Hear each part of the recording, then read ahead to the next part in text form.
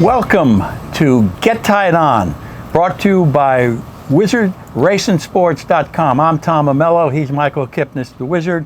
We're here for our weekly recap and conversation about life here in Saratoga, at Saratoga Racecourse, the racing, the races, the people.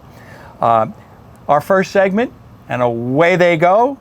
We're off here with our weekly recap on what's happened to the track. So, Michael, I start every week with how the favorites are doing. We're down. They're down to 36% for the meet through August 13th. Sunday was a 1 for 10 day. I had a good day. When the favorites don't win, I do okay. Some of the chalk guys had a tough day. Yeah, it was a rough day, but it's going to come down to the mean. It's not going to always stay at 40%. There's no way. We would hope, yes, regression to the mean is a wonderful thing, and it should happen to favorites. The track, main track, turf courses, the chute, what are your thoughts thus far this week? I thought that the main track played a little bit more to the outside pads and stalkers. I still didn't think the rail was that great. But the real bias was on the turf courses. Mm-hmm. I don't think there was a horse or one that I can remember that wired the field this week. Right. I think closers and stalkers and the inside-out move, the outside pads, were best on the turf course. Well, probably a function of all the give to the ground and the like. Yeah, oh yeah, absolutely. Okay, shippers, very interesting. I'm making a decision about my own understanding about shippers. Michael, 46% of the winners have come from Belmont or races run back from here at Saratoga. So local form is really holding up. Yeah, and there hasn't been a tremendous amount of shippers. Right. Mean, there really hasn't. There's a sprinkling of Gulfstream. Maryland, maybe Ellis and Monmouth. Yeah, and it's mostly a New York game. Yeah, up here. The other thing, and an inter-track game. Some of these cards are more like winter cards than there are Saratoga cards. Well, we'll talk about that later on as well. I think the other thing that's standing out to me right now is a work over either the main track or the Oklahoma training track is incredibly apparent in most of the winners. Yeah, people absolutely. are acclimating here. They're getting more works in, and I think it's more important that you've worked over the track than where you came from last. Absolutely.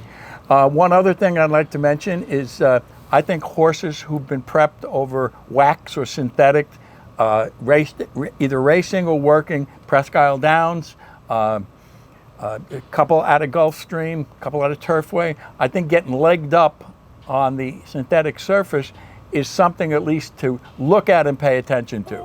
Especially we saw that horse, that speedster that won in very fast time, the Amsterdam, I think, that was never had run on the dirt. It was all synthetic. John Ortiz's horse. Right. And then we saw, and we'll talk about that later, is Adam Rice. The two bombs that he put over. Hey, there they go. The two bombs that this time it's my papers. There you go. So the Adam Rice horses on the turf actually came off races at Presque Isle over a synthetic surface. Yes. Hot and cold trainers. I think that we would be remiss if we didn't. And when I was doing my Capital OTB show, we used to do a track fact salute. Mark Henning gets one. Right? Yeah, and we'll talk about the angle of hot and cold trainers in the betting segment, but Mark Hennig is having the meat of his life up here. And he's a guy who's been around a long time. He's had some really good quality winners over his career. Like everybody else, his career in terms of wins and the like is cyclical, up and down, and it's good to see him on and up, especially in the context of the Heisa kerfuffle about him a few weeks ago. Right. This is a quality man, a gentleman, and I'm glad to see him doing well. And his horses just got good this meet. I mean, and he's winning with all kinds. Yeah. Okay, that's going to bring us to the end of this segment. It's brought to you by WizardRacingSports.com. We'll be back at the quarter pole. Visit WizardRacingSports.com and purchase now. Since 1986, the Wizard has been your source for the best handicapping products for the always challenging Saratoga meet. Wizard selections include analysis and wagering strategies for every race. Wagers are updated after late scratches. The Wizard wagers every day, backing up his opinions with his own money. Visit wizardracinsports.com and purchase now.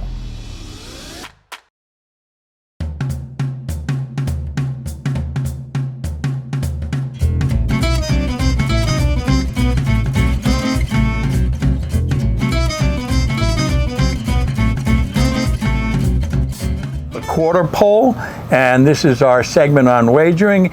And Michael, horses win. You like the way they win. Maybe you're interested in betting them back, but sometimes it's not the best strategy. Yeah, there have been a couple situations this weekend to illustrate that point. The worst bets in racing, in my opinion, are recent blowout winners, especially maidens that step up in class. A perfect example was at Colonial Downs this weekend. The race in question that I want to speak about is the Secretariat, a grade 2. Now, anyone that watched Northern Invader's race at Belmont Park, a Sherry DeVoe horse, was blown away by his maiden victory. Won by 8 lengths, one of the most impressive wins that I've seen in a turf distance maiden horse. It earned a buyer number of 94. So Northern Invader comes off that maiden win with a big number.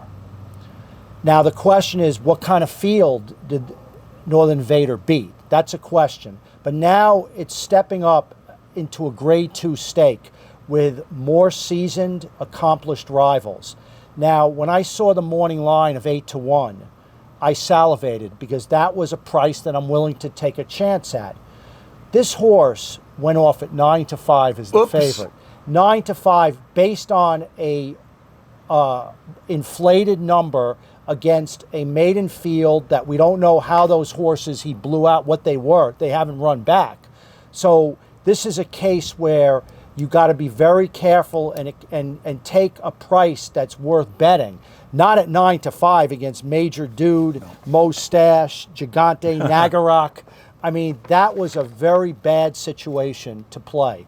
We had one at Saratoga, and I think we both picked the winner in that race. That's right. So here is Dreamlike.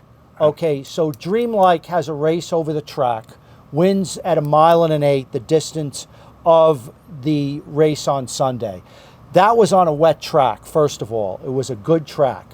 The horse won with, actually regressed off its Wood Memorial race, but won for fun. Visually impressive, but not 3-5 on Sunday against more established, just better horses.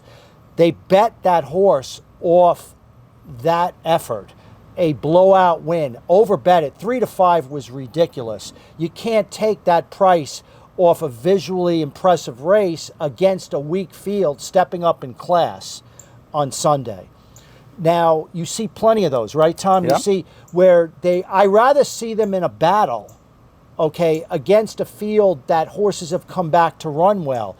Then it's a different situation. Or a Chad Brown horse. Right. That Chad Brown sort of overcomes any of this with his horses, but still, you can't take a short price.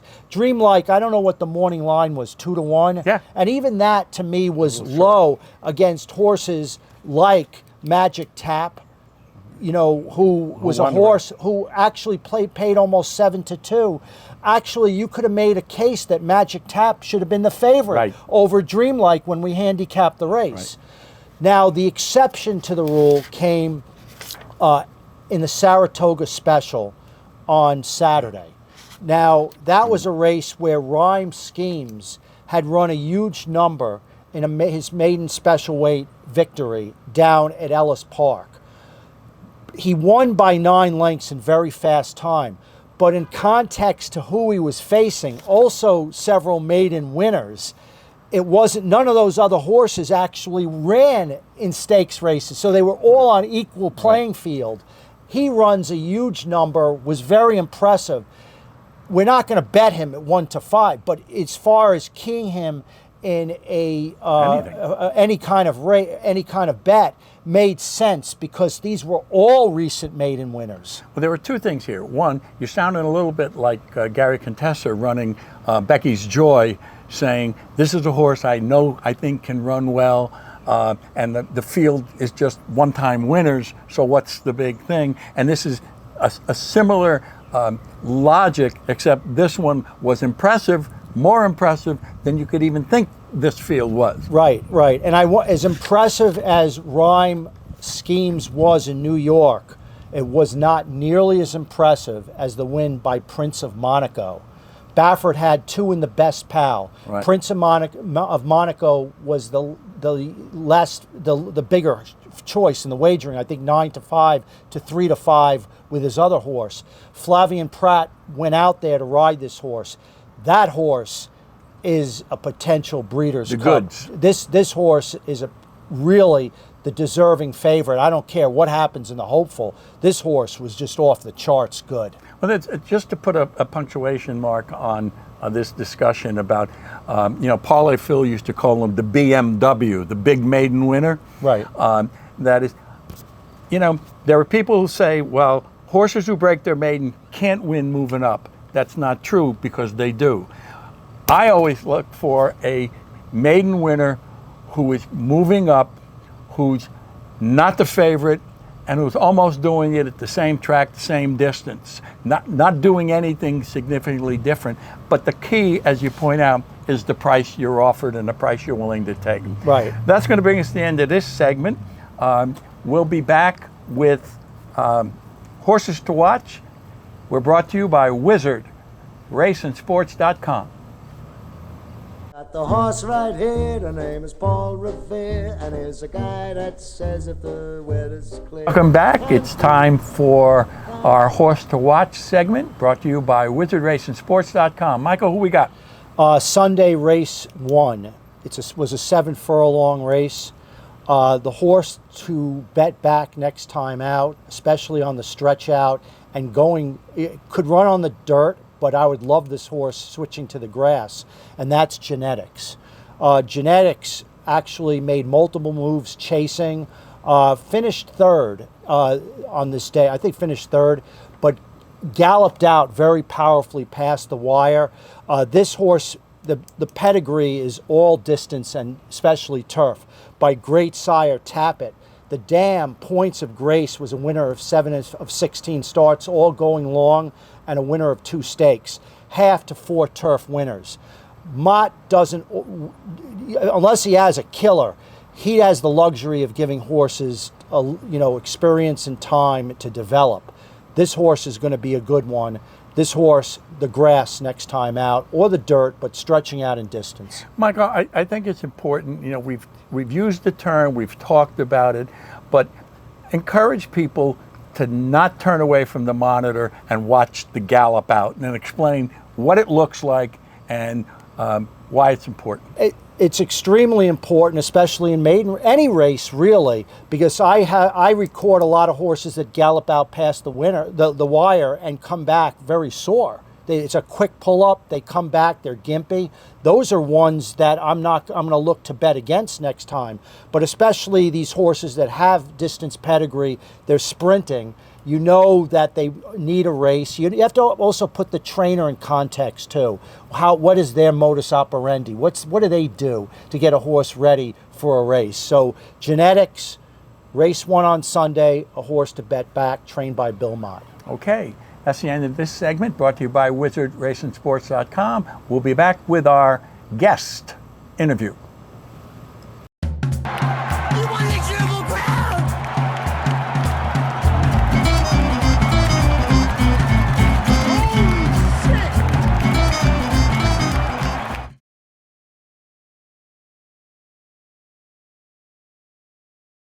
Welcome back to the Down the Stretch section of our program of Get Tied On, and it's a pleasure to have my guest and a good friend, George Barnes. Now, George, welcome to the show. Thanks, Wiz. Happy to be here.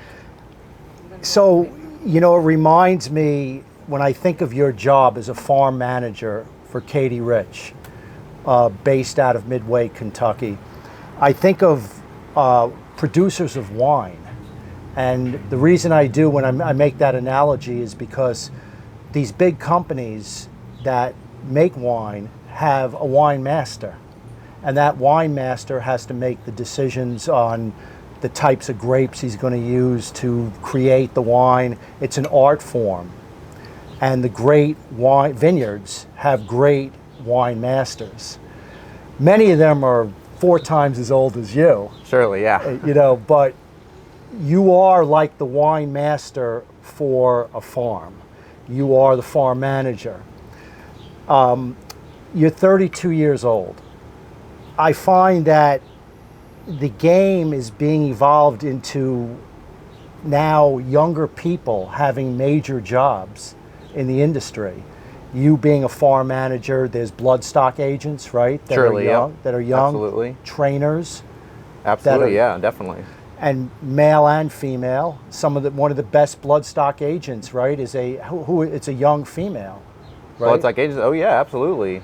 Liz Crow, she's doing great. She's probably a few years older than I, but yeah, no, young people are definitely, eventually they're going to have to take over. Right, yeah. And George, like you manage KatieRich, which I said is in Midway. In the spectrum of farms let's say around the U.S., specifically in Kentucky, the type of farm it is as far as size, where would you put the farm in comparison to all the other farms? Definitely smaller. I guess we like to use the word boutique. We manage anywhere from 30 to 45. 50 is a little much, but we really try to keep our numbers down because we have a set amount of land and we really don't like to overgraze the land, and we really like to focus on quality at KatieRich. So we never really, our dream is not really to get our numbers too high. Definitely a manageable amount. I would call it small to mid-size. Now, 32 years old, and you're the farm manager of a farm that you see horses all over the country, some instilled regard, right? Yeah, was probably your best that you've bred, right? That came from your dam, one of the best, right? Yeah, absolutely. I mean, he was a grade 1 winner, which is the pinnacle of racing, what we hope to replicate over and over. So he's definitely reached that top. Now, how does a 32-year-old guy become a farm manager? Like, is it something that you've always wanted? Is that the direction that you wanted to take when you were younger? I wouldn't say so. I really fell in love with the horse industry not really until I got to college, and I just knew I wanted to be involved in it. And I started off at farms, but then I went to work at the racetrack, and I was working for Larry Jones, and I loved it. I loved Delaware Park. I loved fairgrounds. I thought I would do that for the rest of my life, but then I met Larry and Karen Doyle, who own KatieRich Farms, and I really loved their passion for the industry, and I just wanted to get involved with their operation. And I got involved with their operation in 2018 and kind of just evolved from there. And now I've taken over as manager in 2021. So it's kind of just been, I've been along for the ride and happy enough to be tied on some great owners. Were you on the fast track working for Larry Jones to becoming a trainer? I would say it was definitely something that I thought about greatly, because Larry Jones was somebody he's a different trainer. He's not he doesn't like to have a lot of horses. He's very hands-on. He's one of the top horsemen in the world probably, but he's also an astute student of pedigree and appreciator of the thoroughbred, and his passion for it really made me fall in love with training and seeing what he could do with these fillies. And I really thought that was something I might have wanted to do. But then when I got on the farm, I really fell in love with the broodmare aspect of it. I really say that is my passion, is the broodmares, getting them in foal, foaling them out, raising young babies. I would say that is probably my favorite aspect of the industry right now. So you now work under Mark Hubley, who was Larry's trainer. Exactly, yeah. And farm manager for Yeah. many years, and you're getting an education from him. You take over, you said in 2019, right? I joined 2018, and then I took over at the end of 2021. Okay, so as a farm manager, what are all your responsibilities? So a day-to-day is just managing the herd health, managing the land, but depending on the time of the year, it could be foaling out babies, it could be getting mares back in foal. This time of the year, it's really focused on yearlings and weaning our foals group while also managing the direction of our yearling crop. And then in the big picture aspect, it's managing our broodmare band, trying to see the direction the industry is going as far as what the commercial aspect wants, what kind of mares they want, what kind of stallions you're looking for, as far as it goes to maybe adding or culling mares. It's just trying to keep the direction of the farm in a positive growth. How many employees are hired in the farm that it takes to run a farm like KatieRich? So we probably average between 15 and 20 employees on the farm, then we might have 10 to 15 on the racetrack. How many barns do you have on the premises? We have 5 barns. We have we have 2 yearling barns, 2 mare and foal barns, and then a Baden and Marin barn. So now the main job I would imagine for a farm like this is for you to acquire the right broodmares. And there's an art, I would think, to matching up the right broodmare with the right sire to produce a baby that later as a yearling or as a 2-year-old you can bring to the sale. Because to make money at this, and it's not that easy, you have to be successful. You have to have successful yearlings or 2-year-olds to sell. Absolutely, yeah. So your job is to really find that combination. You have the broodmares, so you tell the viewers what you do, what the science is, what is in your mind. Like I'm a handicapper. I'm trying to pick winners. What do you do what's your method to try to get that perfect match that you're looking for? So when we have broodmares, they have racing records. We know what they've done on the track. We know what they look like, whether it be sprinting on the grass, going long on the dirt. They're tall, they're small, they might toe in their conformation. So what we're looking at that mare is what their best qualities are and picking a stallion that might complement them. We wouldn't want to go too far in the other direction, but if we have like a mare that was good going on the grass, we'd probably send her to a grass stallion, because sending her to a dirt stallion, it might help her be a dirt horse, but we're really trying to increase the probability of creating a good horse. So odds are that grass horse might have a better horse on the grass. So it's really trying to develop what the best attributes of our mares are and finding stallions that complement them. So you don't have stallions on the farm. That's correct. Not you go. So how does it work? Like you have your, say, 30 broodmares. So how does it actually work to take your dam, right, your broodmare, Correct, yep, to a sire on another farm? How does that happen? So all that planning starts right now. So the breeding season is from February 15th until usually the end of June.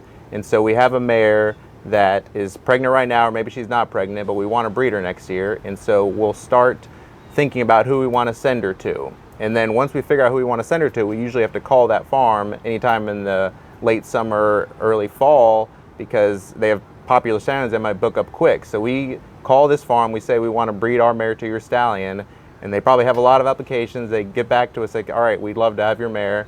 And then comes the tricky part, and during breeding season, we start waiting for the mare to come in heat, and then we have a reproduction veterinarian who comes and checks her almost every day to find out when the optimal time to breed her is, and then load her up on the trailer when it's the right time and drive her over to a farm. And luckily in Midway, we're located within 15 miles of all the top stallions, so it's usually a quick trip. So when you see, like in the racing form, like you see Tappet stands for what, 200,000, some high amount, Gun Runner, these top sires, right?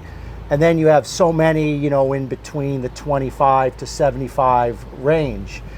So do you have to, like, is it you bring your mare to the stallion that you chose and you know it's $75,000.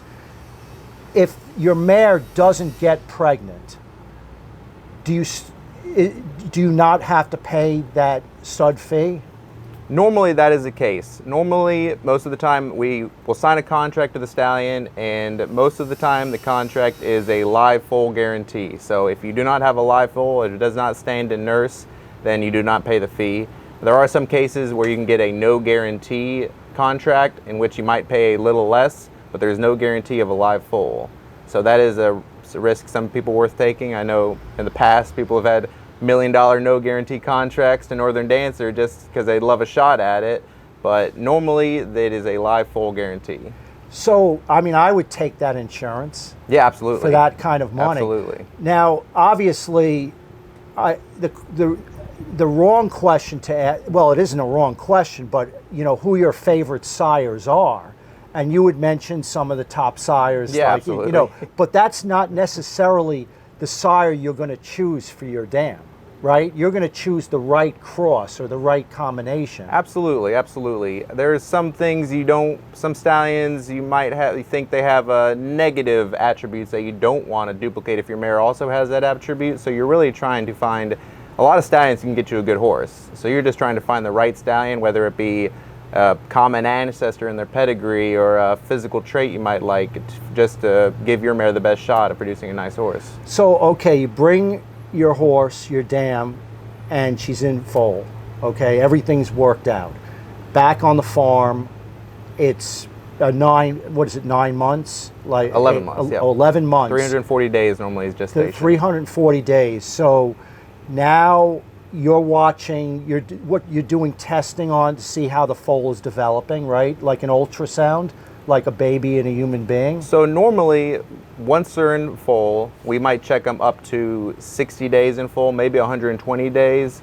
But after that, it's just letting them mares stay outside and eat grass. And then once the winter comes, when they're getting close, we'll start keeping them up overnight. And then we have a night watch person who'll be in there 24/7 watching them, waiting for the udder to develop, waiting to see if they're getting uncomfortable, just waiting for the foaling process, the early forms of foaling. Now, I think one of the most unbelievable things that I've ever seen is the birth of a foal. Absolutely. And, you know, just tell the viewer what that's like.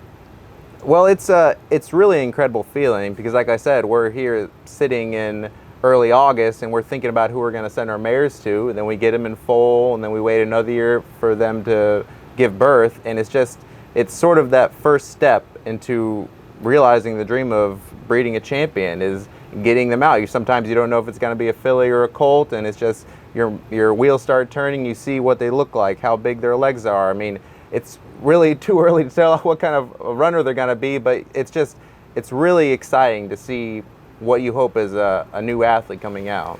Have you ever had twins? We've never had twins on the farm. And sometimes in rare situations, the foal doesn't come out alive, right? Yeah, and I say we haven't had twins. On the pregnancy check, you might see twins, but that's something you like to eliminate as early as you can in breeding because it does lead to, it could be the death of both foals or the mare if they try foaling twins. Now, a foal is born. How long is it between when the foal actually gets up on all four legs and can actually stand on its own? Oh, you could see that foal standing within an hour. 1 hour, yeah, the oh yeah, foal's absolutely, standing. yeah. We've had a foal born outside where it was up and dry and running before anybody even saw it was born this year. I saw on the farm when I was down there a bunch of foals, young, just absolutely. running around the Yeah. farm, it's unbelievable to think they have that's what happens, that they're out there, ready to run. It's a natural instinct as athletes for them. A natural instincts as athletes because they have to get up in the wild. If they were born, they would have to get up and run away from predators. The mother, very protective over its foal. Normally, yes, absolutely. And when the baby is in the pen, running around, is the mother there in the pen with? Do they come out together? Right. Absolutely, yeah. So now it's a baby. It now becomes a yearling, and you're deciding Now, how do you decide what? There's a lot of different sales. Obviously, the premier sale is a Keeneland sale, Saratoga, and you want the most money for what you have if you can Absolutely. get it. Does, say, Fasig-Tipton, you go to Fasig-Tipton and you say, I have a yearling, I really like this yearling. Does it guarantee that you are entered in one of the books into the auction? So yeah, absolutely. Sales selection is a very important part of the process, and we do have, luckily, we have several advisors who come out and look at the foals throughout their life to help decide, hey, we think we've looked at a lot of foals around Kentucky, and we think this is one of the best. We think this one might need more time. It is, Fasig comes out and looks at a lot of our yearlings every year, and they can tell, because they've been looking at all of them across the state, which sale they think is best for. But it's never a guarantee. You can't just ask them to be in a sale like this. And so, like, a book comes out, there's book 1, book Yeah. 2, book 3. So book 1, is that like what they feel is the premier, or book 1 and 2? Oh yeah, absolutely. Is book 1 like the premier horses Absolutely. that they choose? Book right? 1, Keeneland, the Saratoga, Fasig-Tipton, these are the cream of the crop. So, they go into the sale. Now, explain to the viewers what an RNA means, a reserve. What that is. Yeah, absolutely. So up until when they go to the ring, we've shown this horse for a few days, and we discuss with the owners, Larry and Karen, for KatieRich specifically, what we think this horse is worth. We think, based on averages of this stallion, based on averages of what this mare has produced, we think this stallion, or this horse is worth X much. And so that guarantees that say it's $100,000, unless somebody outside is willing, in the auction ring, is willing to pay $100,000, then this horse will not sell and we'll take it home. So is it also, do you get a feel of the interest? Absolutely, That's yeah. probably a really good gauge, right? Oh, absolutely. Who's coming to look at that horse, then who's actually vetting it out? Yeah. That's like, okay, because I know when I go to the sale, I primarily go to the Timonium sale. I've narrowed down my list to, maybe 8 horses that I really like based on pedigree. And then I'm actually saying, I like those 8, Yeah. so I'm going to vet that out.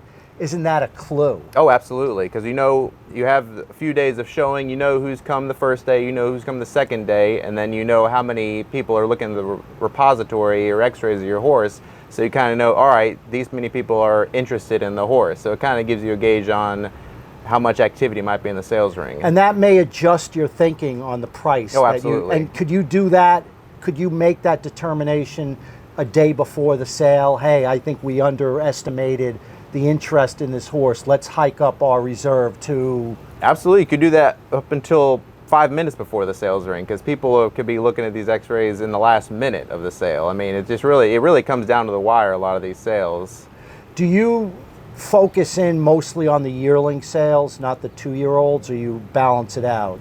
So we try to offer the majority of ours in the yearling sale. If there is one that we think maybe wasn't as popular in the sales, maybe he was a little mature, if we think he might look precocious, like he might be fast, we might point to a 2-year-old sale, but it's really not a guarantee. You really got to have the right horse for a 2-year-old sale if you're going to try to optimize profit. Now, you have to add to your broodmare band. That's the goal, right? You have to have a number that is manageable to the farm. But are you looking every day at the fillies and mares that are racing, I would say at the major tracks around the country, for that new blood into your broodmare band? Absolutely. So we are always adding and removing brood mares to the farm, whether it be some are aging out, or maybe we want to sell one just because she has some progeny that are hot right now. We might make some good money, but we are always looking at the sales. We are looking for those mares that are running primarily on the dirt, going long. We'd like to see speed, so we're always watching those filly races to see what might come up to auction in November. Who are some of your staple brood mares on the farm right now? So some of our favorites are definitely Her Smile, who is a Grade 1 winner that Larry and Karen purchased at auction, and she is already a Graded Stakes producer. So she's a mare by Include, so she's led us to buy other Include mares. We have a new one named Midnight Soiree that has a nice Constitution filly.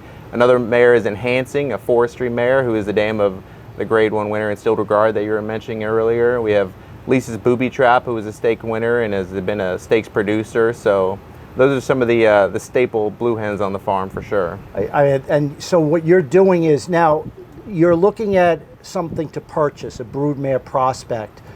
You're looking at the pedigree. So how far back, like when you're looking at the family, because you want a family, you need to see some stakes placed black type in that pedigree.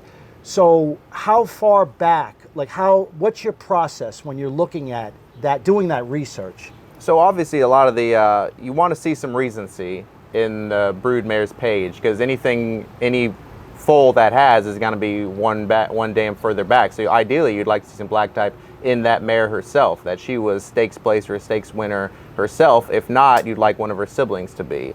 One of the things we really like to look at is the breeders. We like to see developed families. We bought in 3 mares recently that were bred by Airdrie, one bred by Samson, and one bred by the Phipps. And these are families that have been selected and developed for generations. And so we know we're getting a proven mare from a well-respected breeding I operation. love those Phipps and those old-time, the Darby Dan bloodline, the Rokeby bloodlines. I mean, if you may have to go back a little further, but when I do my research with my friend on what horses I'm going to buy at auction, I'm looking at that, like that old style pedigree, the hickory horses. Exactly, yeah. You know, that's the way I view it. Like, I want stamina, a combination of stamina and speed, and I would want to match that up with the right sire, and that's the art form.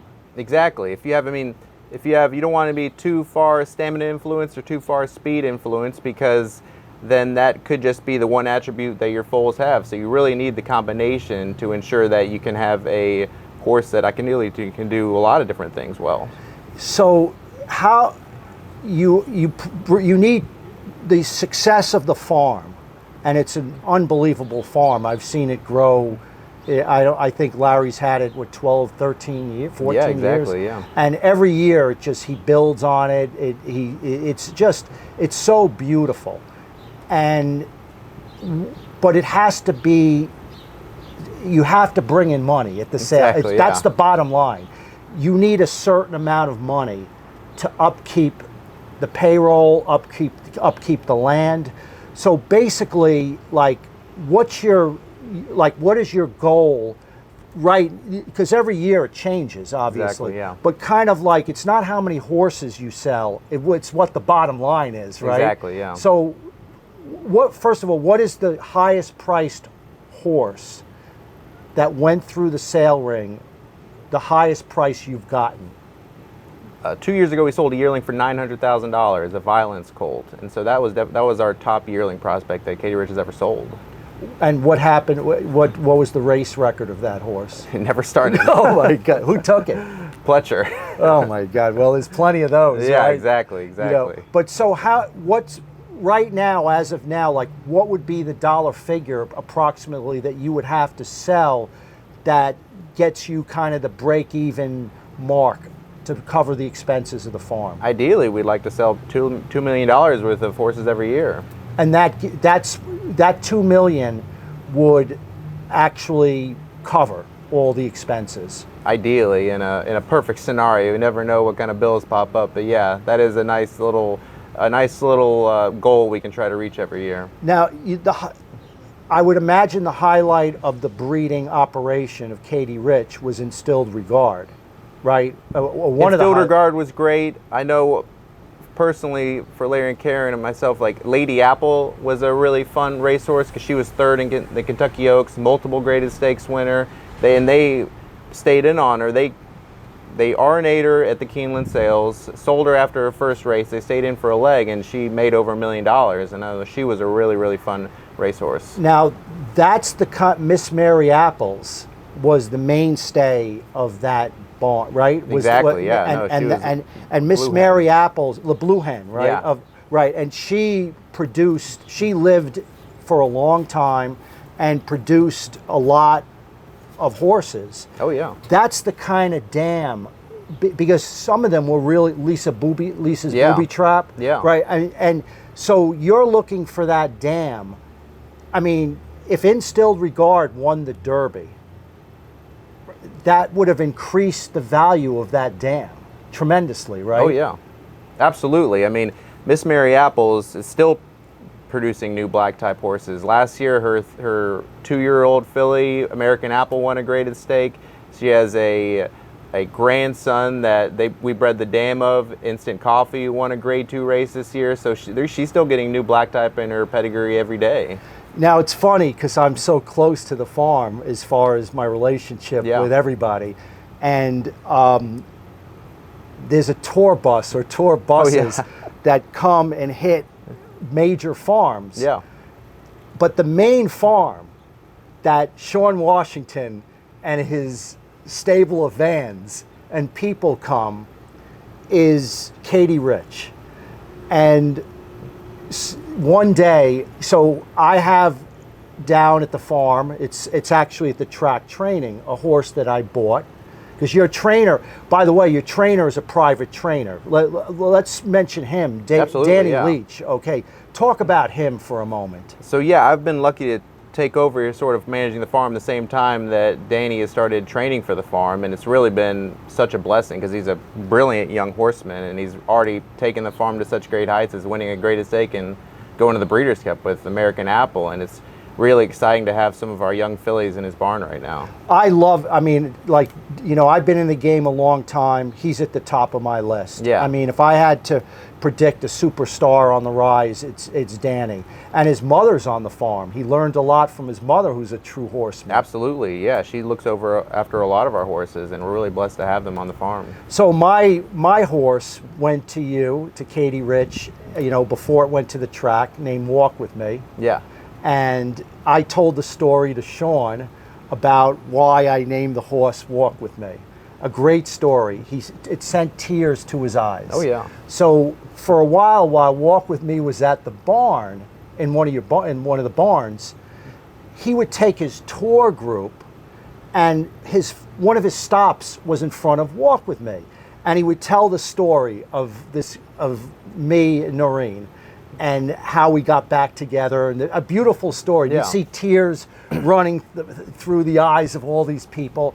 Well, Walk With Me is now back at the track, Yeah. training, but Sean still goes with his tour bus to the farm, and he's chosen another horse, not Walk With Me. Tells the same story. Tells the same story. That's Sean, you know. Sean loves the story, and the tours are successful. You know, and now you have a pickleball court that Larry built that everybody plays Yeah. pickleball. You all live on the farm. Larry is just so generous. He's the most generous, kind person that I've ever met in my life.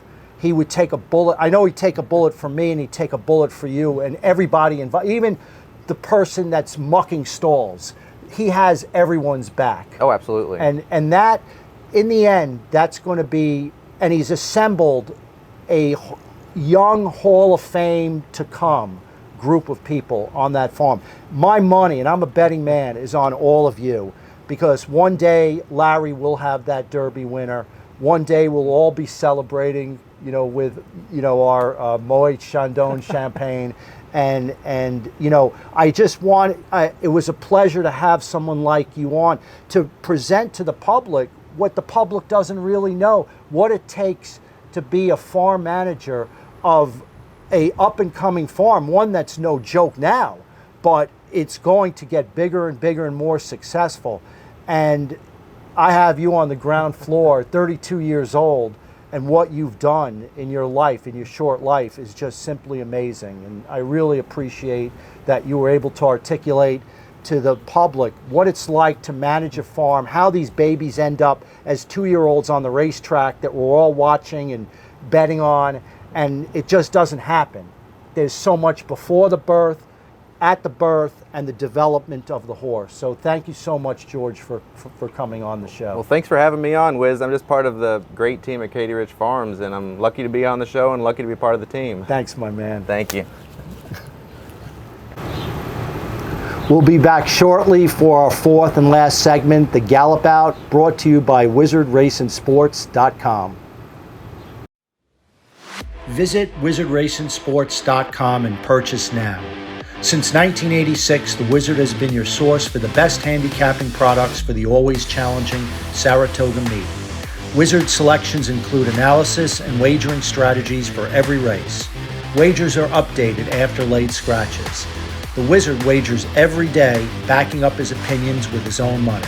Visit WizardRacingSports.com and purchase now.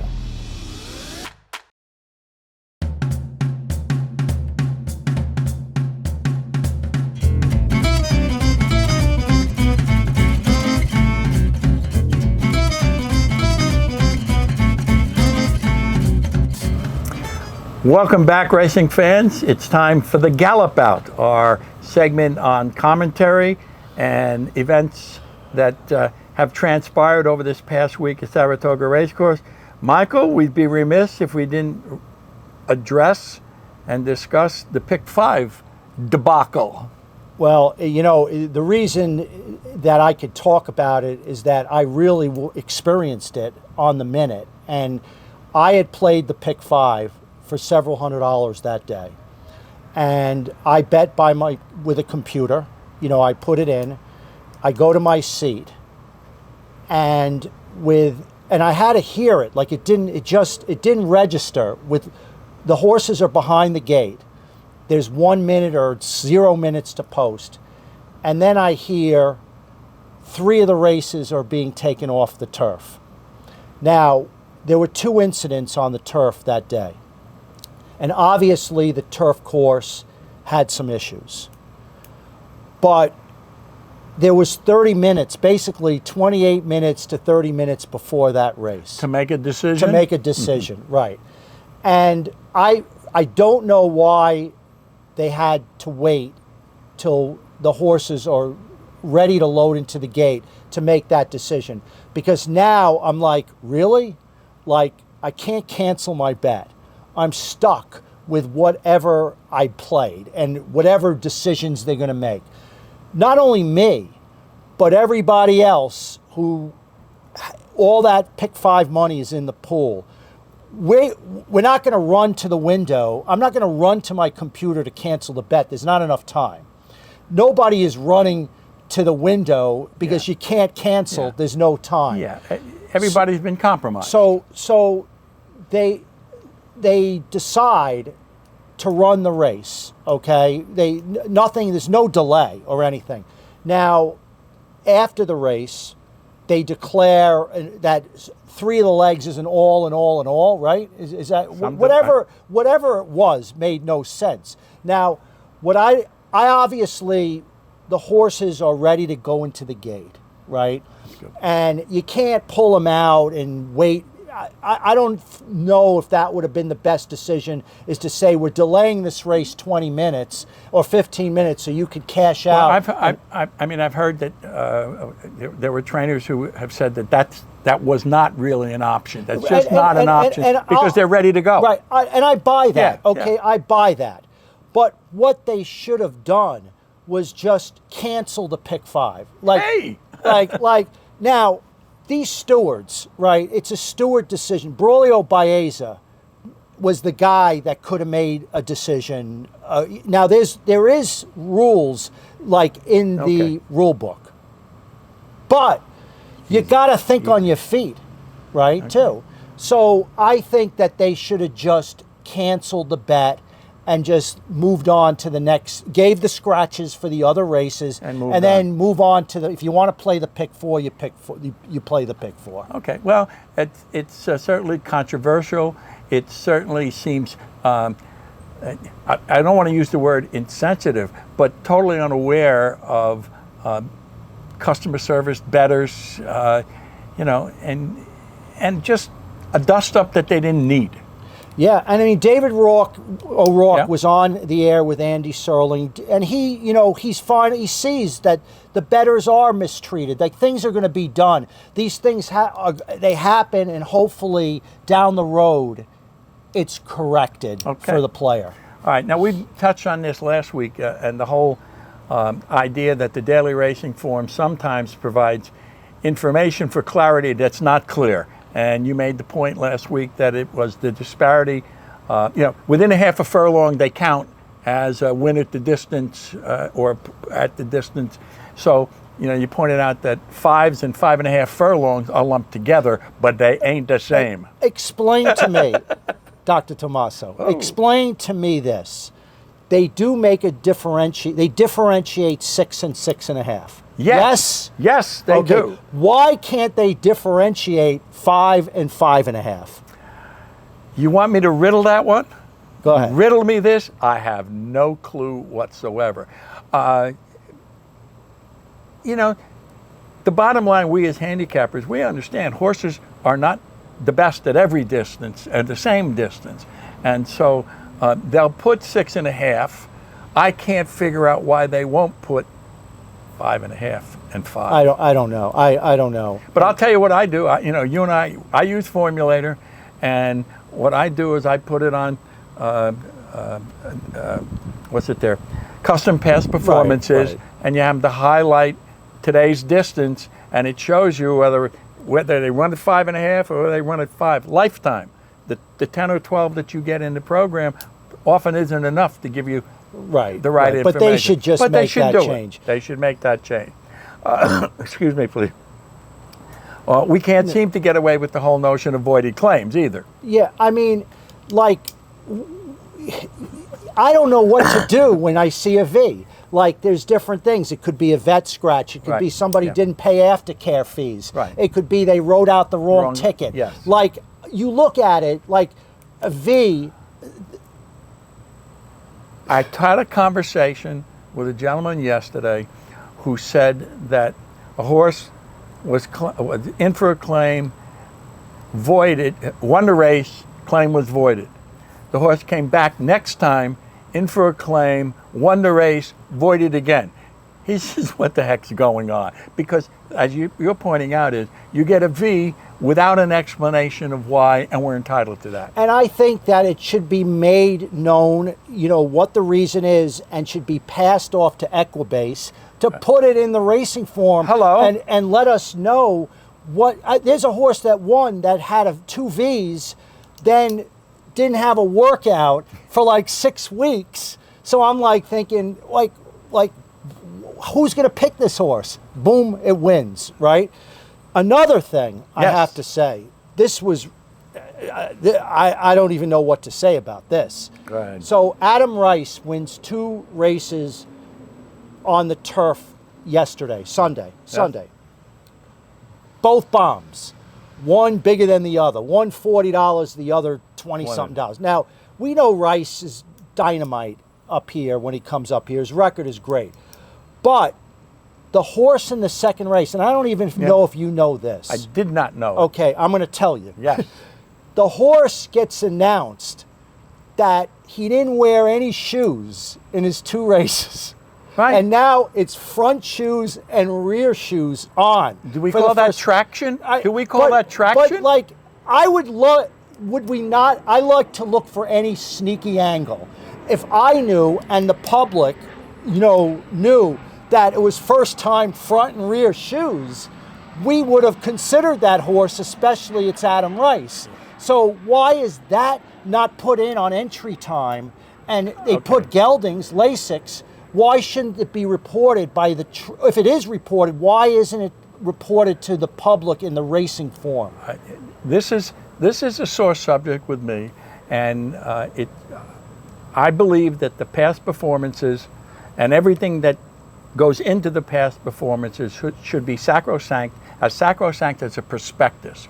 Now, you taught me, we look at the overnights to see if any changes are listed on the overnights. And if there's a change that's not on the overnights, that is made late the next day, My position is the horse should run for purse money only, and if it's not in the overnights and not in the past performances, and we only learn about it at 150, at Horse 12:05. should be either scratched No, I'll let not, him run. I'll let him run purse money only. Purse money only, but that's it. And I don't want shoe changes. I don't want major equipment changes via surgery. Late. If it ain't in there, I got another good uh-oh. one. I got a really good one because I marched right into the racing secretary's office yesterday. Okay, go ahead. I didn't know about this one. No, you won't know. Nobody's going to know about this one. So I'm telling you this Okay, one. calm down now. Okay. You're getting me nervous here. Okay. Mentalist. Okay, here it goes. On Thursday, this Thursday, there's a maiden special weight race. Right. So this is hopefully going to air Wednesday. So I'm telling you about a horse that's going to run on Thursday. Yeah. So they have these maiden special weight races that are called like RNA that they sold at a sale Restrict. for $50,000 or less. So in this maiden special weight race, I think I know. Go ahead. Joe Sharp has a horse, and my eyes see everything, no, I right? saw that. Especially with a couple cups of coffee, some adrenaline in the morning. In for 75K. Yeah, I saw that. I'm looking at that and I'm saying, What is going on? He has to be scratched. He has to be scratched. Well, I march into the racing secretary's office on Sunday. I would like to see the racing secretary. Oh, come on. Go ahead. Yeah. He's busy. I'll wait. I wait. He comes out. I go, please explain this to me. Is this horse going to be scratched because he sold for $75,000? He said, no, he's running. I said, really? Well, the conditions of the race say he can't run. Explain to me, Mr. Racing Secretary. He goes, well, he was originally bought for $75,000, and then after that, he went into the next auction, and they wanted to sell him for $45,000. He's in. But he didn't sell. He didn't sell. And I said, well, how do we know this? How does the general public know this? And he turns to me and he goes, Mr. Wizard, you have to do your research. I said, really? What research? Where do you find that he went into a sale and they wanted to unload him? Okay, so wait a minute. So if I understand you correctly, you're saying that Joe Sharp found a race in a condition book for horses who were purchased for $50,000 or less, and tried to sell this horse for $50,000, but couldn't. But originally paid $75,000. Right. But he says, because I tried, he can get in, right? I entered him. He didn't sell. He didn't sell. I guess they put like a reserve on him. Yeah. He didn't sell, but they base it on not the original sales price. I don't get it. I don't get it. Well, the question is he worth $50,000? I'll tell you right now, he ain't in my first three picks. If they wanted to unload him for less money, and watch he win. Yeah. Okay. Is that Hayes Bay? That's Hayes Bay, right? That's Hayes Bay, right. Well, we hope you enjoyed this discussion of several topics of importance, really. The protecting the wagerer, protecting the information, the integrity of the information that we all use to make our picks and invest our money. Those are important issues. We've tried to add a little levity to the discussion, and we hope you enjoyed it. I want to thank you for joining us today. This is Get Tied On, brought to you by WizardRaceandSports.com. You have a great week.